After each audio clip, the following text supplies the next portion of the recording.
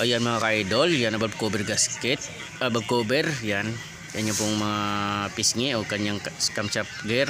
Yan, sobrang dumi, linis pa natin yan. Yan valve cover nya. At saka yung head na baba na yung head nya, baba ulit natin dito. Baba natin yung makina, refresh engine. Yan, dyan pinadaan yan pag engine yung makina ng Toyota Vios 2012 model. You know. You know. You know.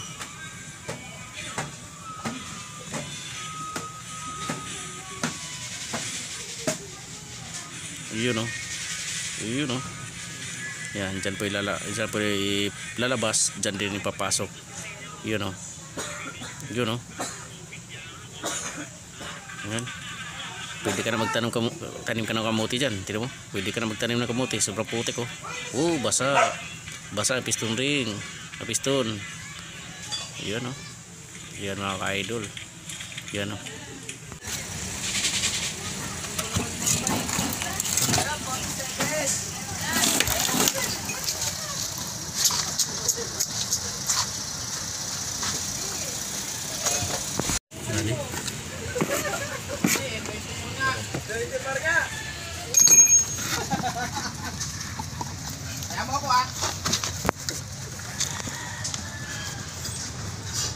Ayan ang before and after mga idol. Panoorin nyo before and after. Ayan po yung makina natin mga ka-idol. Yan ang block nya. Yan oh, yung valve cover. Yan valve cover. Yung pisngi nya, yung oil pump. Yan, dito tayo lilipat sa naglilinis.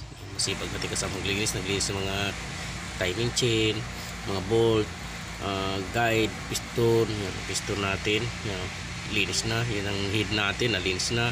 Yan ang mga barbula, yung spring. Yan, nalinis na natin. Isasalpak na natin mga ka-idol. Yan. Yan ang mga nilinis natin, mga trupa natin.